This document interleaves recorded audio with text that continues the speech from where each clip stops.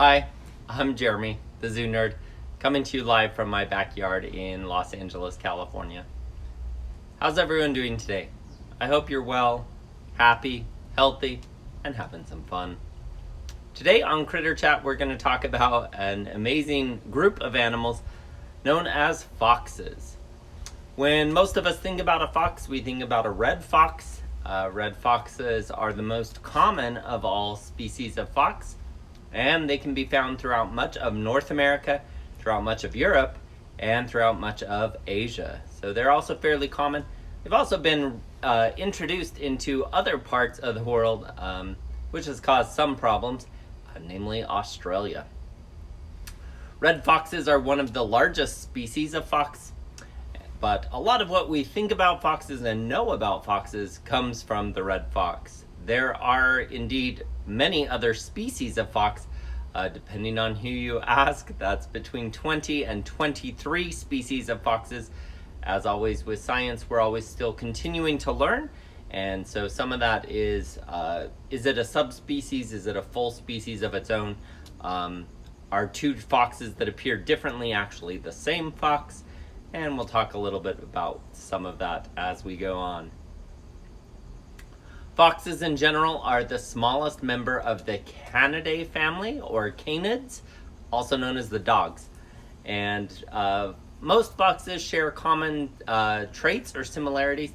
They usually all have excellent hearing.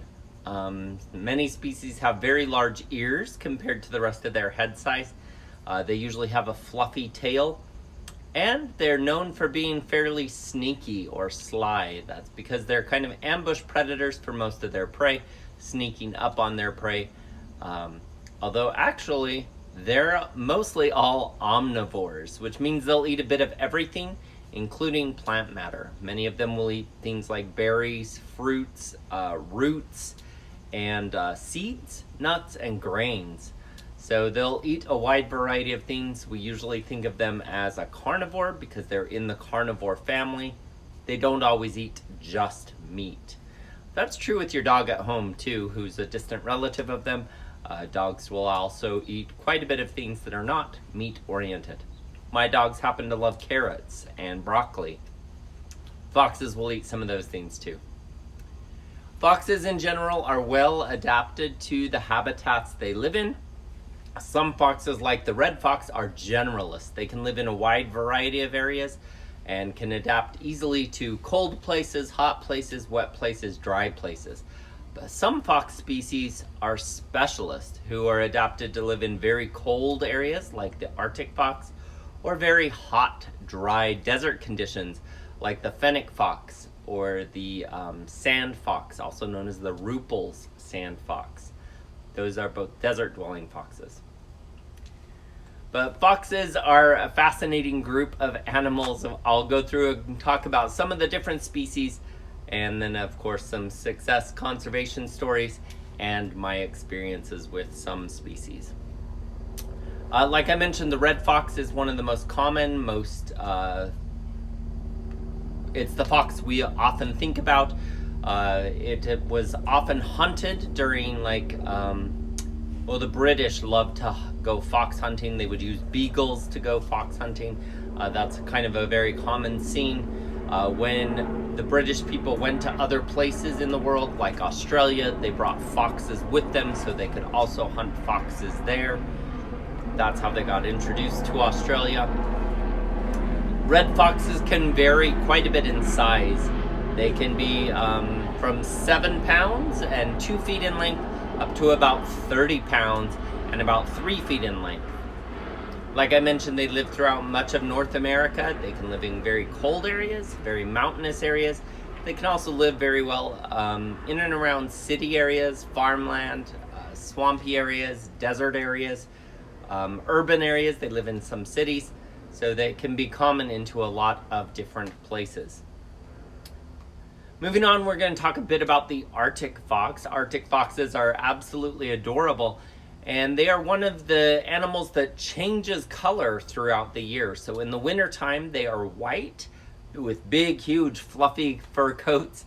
They have really small ears to kind of help prevent them from losing too much heat in the thin skins of their ears.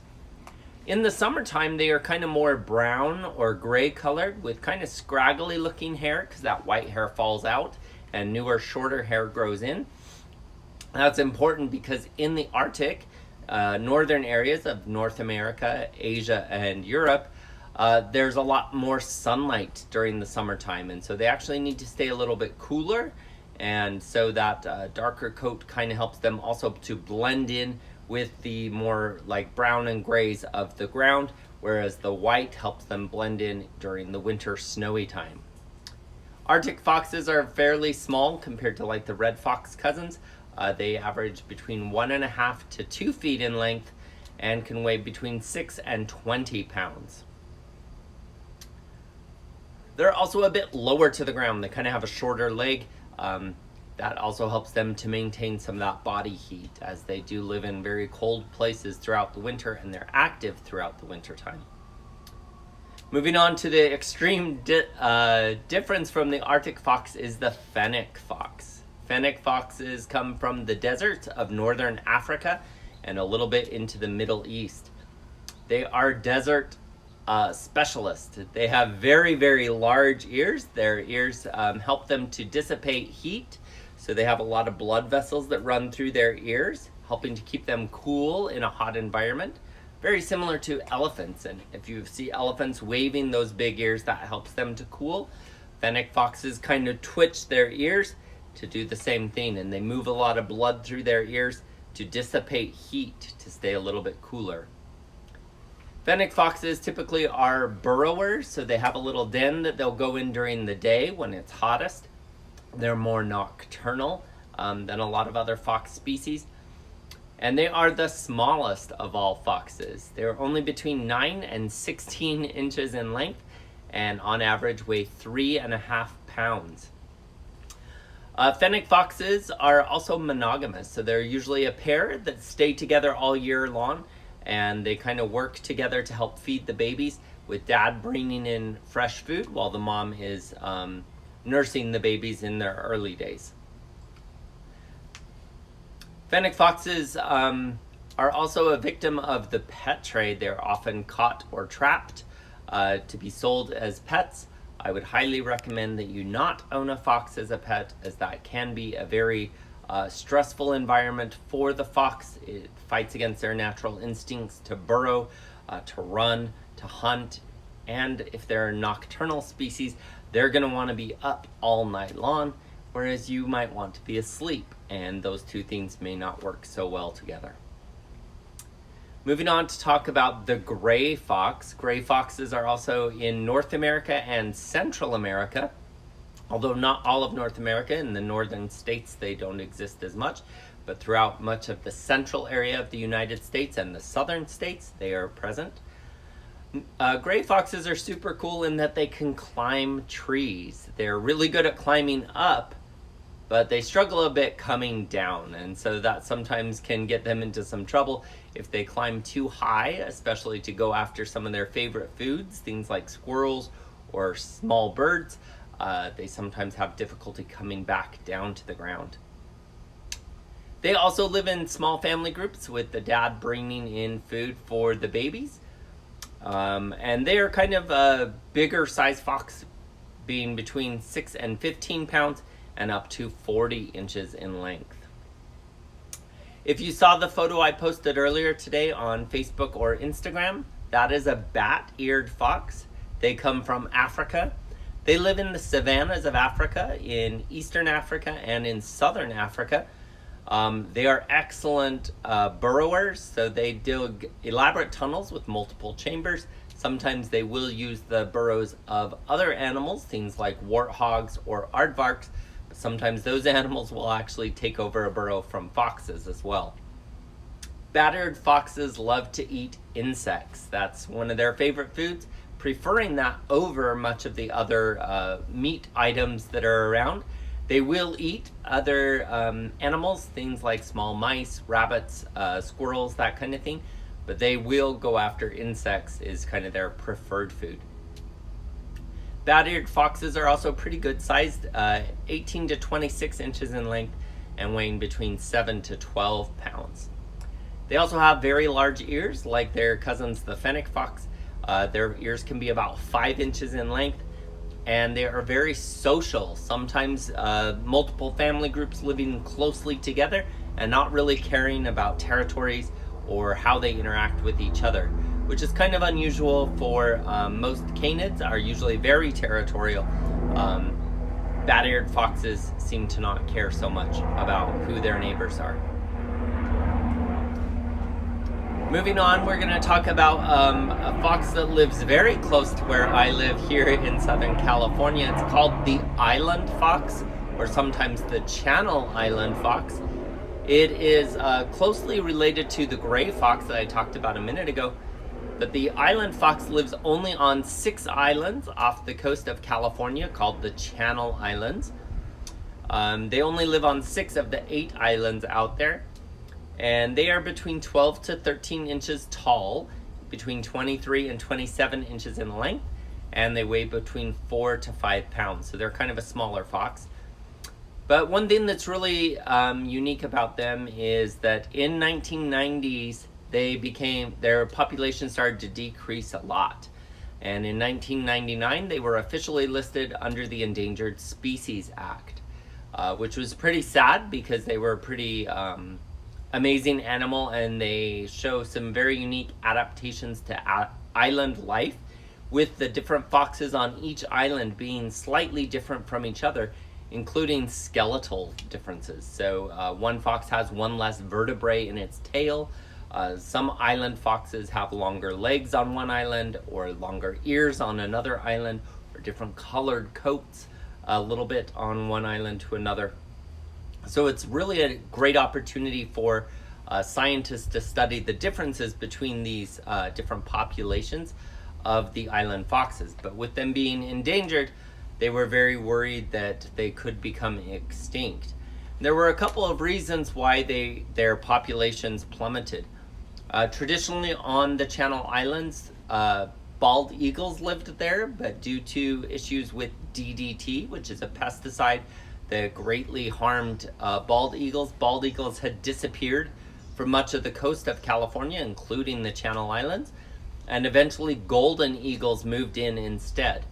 The big problem there is that bald eagles typically eat fish or sometimes some dead animals, but they wouldn't really ever hunt the foxes. Golden eagles would hunt the foxes, and so they started to wipe out the species. Also, a disease had come over from the mainland. Different things like rabies could be a problem, but also canine distemper was a problem. Some people live on one of the Channel Islands, and that also caused some issues as well. But a group of scientists and conservation organizations came together to try to make some changes. So they actually caught and removed the golden eagles and moved them to another part of the United States. And they reintroduced bald eagles so that the bald eagles would kind of keep the golden eagles away. They also started captive breeding programs for the Channel Island foxes, and they worked closely with people who had done that before, and also the Santa Barbara Zoo was very involved in providing veterinary care and animal expertise and staff to help work in a captive breeding program for the Channel Island foxes. And in 2016, they were considered recovered and removed from the endangered species list, which is a very short time to recover an endangered species. Their population has since rebounded quite well, and they are listed as least concern now. So they're a great conservation success story. They also provided vaccinations for the foxes who remained on the island. Although their population got very low at one time, it was down to 15 animals on one island. That's now back in the hundreds on that island and thousands on some of the bigger islands. So it's a very big conservation success story. Big congratulations to all the people who were involved in making that happen not that long ago. Very important conservation success story with the Channel Island fox. I'll be posting some more information about that later today on the Zoo Nerd Facebook if you're interested in learning more about that. I wanted to talk a little bit in general about fox family life.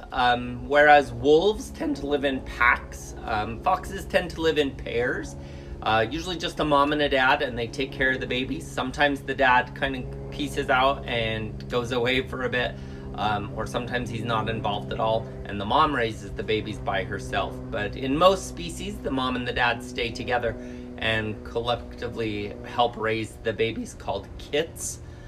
The gestation period is about 50 days for most foxes, some a little bit longer. And they typically have between 2 and 5 babies. And they're usually born very small, very helpless, like a puppy or a kitten. Some are very, very small, especially in the fennec foxes that are the smallest species.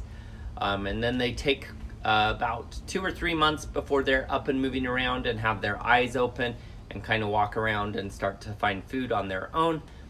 They're usually able to live on their own after a couple of months, and they typically have a lifespan of about 10 years in the wild. In a captive setting, maybe 13, 14 years. They live a little longer in a zoo or a sanctuary setting because they get medical care and don't have to worry about predators. So that's kind of the lifespan of foxes. There's a wide variety of different kinds of foxes around the world. So I talked about Arctic foxes and fennec foxes. There's also kit foxes. The Tibetan sand fox is a really cool looking fox. I'll try to post some photos of different foxes later today. There's a species of fox called a crab-eating fox that specializes in living close to the coastline and eating crabs and other ocean-dwelling animals. There's foxes pretty much everywhere in the world, although in Australia they are introduced, they don't belong there, and they did cause problems with some other animals that are native to Australia. So that can always be a problem if an animal is brought to an area that didn't naturally occur there. My experiences with different species of fox are kind of varied. When I went to Africa in Kenya, I did see bat-eared foxes like the guy I posted earlier, although that is not one from Africa. That is a picture of a bat-eared fox that I took care of when I was a zookeeper at the Los Angeles Zoo. They're a really cool species. I'll see if I can find a photo of the family I saw in Africa. I don't remember if I have a good photo of them or not, but it was a bunch of baby bat-eared foxes that were coming out of their den. As we drove by, they kind of scattered and ran around and went down different burrows. Super cute to be able to see them out on the savannas in Africa. I have seen a red fox as well. One day when I was in Yellowstone National Park, a red fox walked just about 15 feet in front of me many years ago. It was really cool to be able to see it up close and personal. But red foxes are around in much of the United States, so there's a good chance of seeing them as well. During my time when I was employed at the Phoenix Zoo, we had fennec foxes. They were a very popular animal with a lot of people who got to see them. They get super excited when they come back or reunite with each other. They make really adorable sounds. They're super tiny and really cute with huge ears. So I'll post a video or two about fennec foxes later on today. And then also at the Los Angeles Zoo, one of the animals I helped take care of when I was a zookeeper there was the sand fox, or the Ruppel's sand fox, which also comes from a desert area of like the Middle East. They were 2 foxes that had actually been confiscated as illegal pets here in California and had come to the zoo to live. So they lived off exhibit. They weren't on exhibit for the guests to see. And they were super, super nervous around people. Even the zookeepers who took care of them, they would often run and hide from us, even though we were bringing them the food and we were the only people they really saw on any day, which makes me feel really sad that they were brought into this country to potentially be pets for someone, and they were that terrified of people.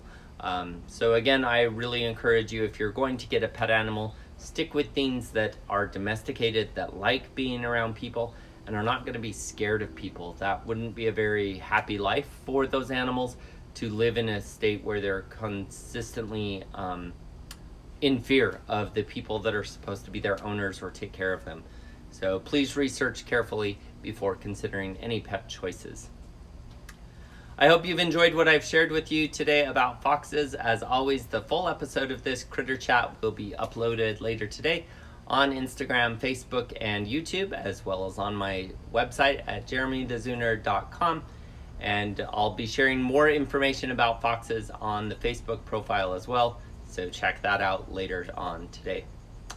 Until next time, be happy, be healthy, have fun, and stay cool. Throughout much of the United States, it's supposed to be a very hot weekend, so take it easy, relax, and enjoy life.